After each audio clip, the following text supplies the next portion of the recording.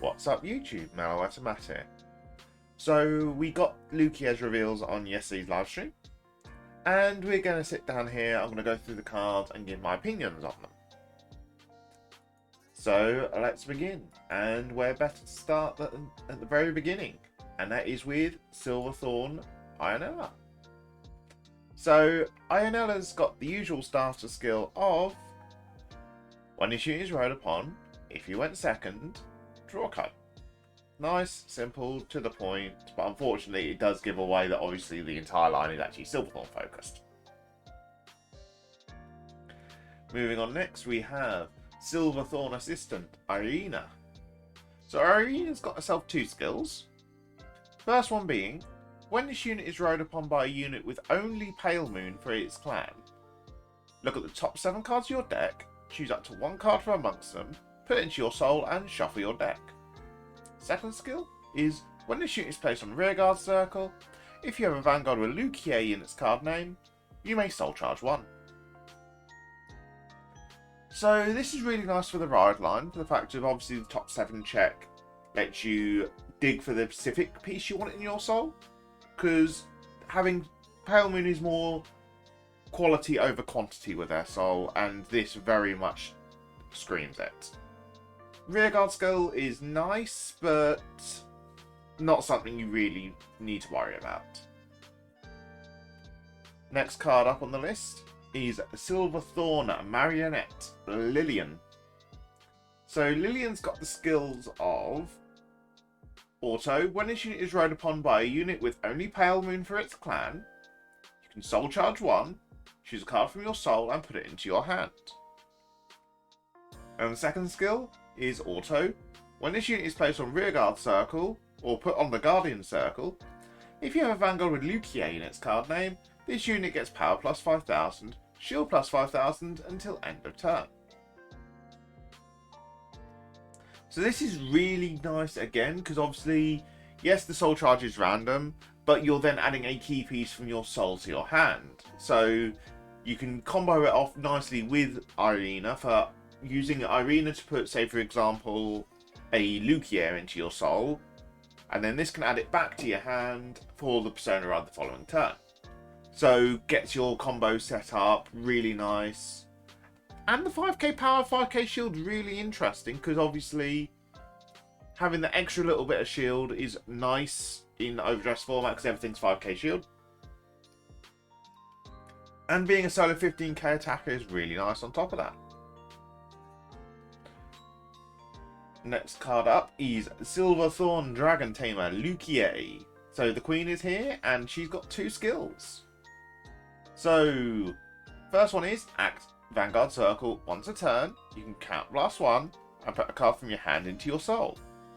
You choose up to 3 units with different grades from your soul, call them to rearguard circle, and if your opponent's Vanguard is grade 3 or greater, those called units get power plus 5000 till end of turn.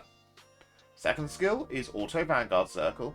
At the end of your turn, put 2 rearguards into your soul and draw a card.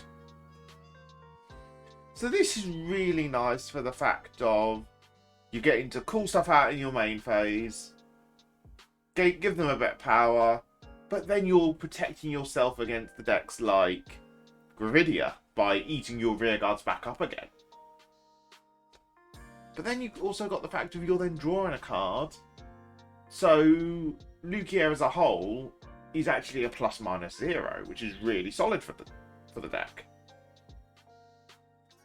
This does have even further applications if you went to it in premium, because you can use her skill to put a Dorian from rearguard into soul, draw a card, then Dorian's skill will still activate, putting the rest of your rearguards into your soul and drawing a card.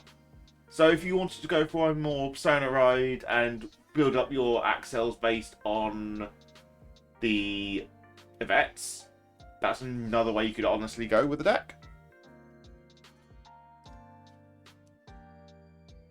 Because it gives more potential for combos. Yes, it's a slower pace, but very interesting to play around with. We then move on to our first order. So Luquier actually got an order this set, and that is called Hurry and Join, Silverthorn Servants. So this has got the skills, the effect of, that you can actually play this from your soul, and you activate the order overall with cost of Counterblast 1 if you've got a Vanguard with Luquier in its card name. Choose one of your rearguards, and it gets the skill of Auto Rearguard Circle. When your Vanguard attacks, you can put that unit into the soul, choose a card with only Pale Moon for its clan, with grade less than or equal to your Vanguard from your soul, and call it to Rearguard Circle. So this is where Silverthorns gets its multi-attack. It's really nice because obviously being able to activate from the soul in case you soul charge it is really nice. Plus you've also got the fact of Falsate can put this from drop to the soul to then get a second activation out of it. Because you're not really running that many grade 3s in the deck. So Falsate being able to pop this in, next turn, activate it from soul, put it back to drop again, Falsate put it back in again. Makes some really nice combos. Yes, the being restricted to only cool Pale Moon units from the soul does hurt slightly, but it all makes sense once we get to the supporting cards, because there is 2 more supporting cards for Silverthorns. First one being Silverthorn Breathing Dragon. This is our double rare. And this has got the skill of Auto. When this unit is placed on the back row rearguard circle from your soul, if you have a Vanguard with Luquier in its card name, you can Soul Blast 1, choose one of your Vanguards, and it gets the skill of Continuous Vanguard Circle. All your front row rearguards get power plus 5,000 until end of turn. So this power plus 5,000 is similar to Grave Equals Augurs and Clouded Miasmas, where it's giving the skill to the Vanguard. So any new units called throughout the turn will also gain that 5,000 power, which is really solid. Combos off nicely with the order. And it doesn't actually have to be called by Luquier's skill, which is the interesting part. So if you want to, say for example, use Miroslava to, when it's placed from hand, you can call a Breathing Dragon from your soul to Rearguard Circle, and then that Breathing Dragon will get to activate as well. You can get 2 activations of Breathing Dragon in a turn, which is really solid. And then obviously giving 20k to the front row on a Persona Ride turn starts to build the numbers up really nicely. Talking of numbers though, we're going to move on to our final card in Silverthorn Rising Dragon. So Rising Dragon's got the skill of Auto. When this unit is placed on Rearguard Circle, put a card from your hand to your soul, and then you can draw a card. And then the second skill is Continuous Rearguard Circle. During your turn, if you have a Vanguard with Luquier in its card name, and you called 2 or more units, and 2 or more of your units are placed on Rearguard Circle from soul this turn, this unit gets power plus 10,000. Then, if 4 or more were placed, it gets an additional power plus 10,000. So, if you've done your full combo of Luquier and the order, you can get this to be a 30k booster, 35 if this was called off of the Luquier, and then 40k if you called a Rising Dragon as well. So really big numbers for the deck, lots of pressure, really solid card. Alright, and the real final card, because this is being done post the first recording, is the actual card of the day that then came Wednesday morning for me, and that is Acrobat Urselgi. Oh, bad pronunciations. Oh well.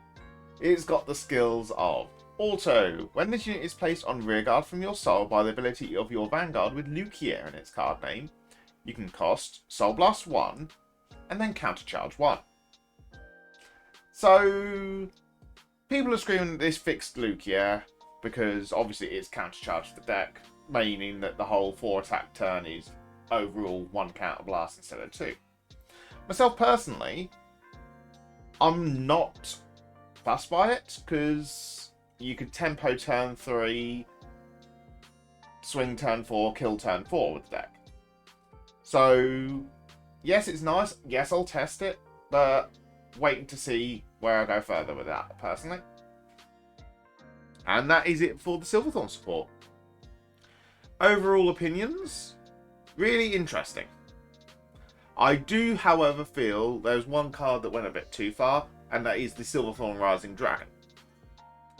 I'm going to cover it more in a future video, but it's starting to feel very power creepy again with the Vanguard sets as of lately. And I personally feel that Rising Dragon should have been gain 5k for calling 2, and then gain an additional 5k for calling 2 more. If you hit 4, sorry. It still would have provided a lot of pressure, because you'd have still been 20k on its own, 25 if called by Luquier, 30k if you call a Rising Dragon, 40k Persona Ride. Those are still nice numbers. But the extra bit gained starts to get to the point of the numbers are getting stupid, and in a format where your only real shield is triggers, it's starting to become a massive issue.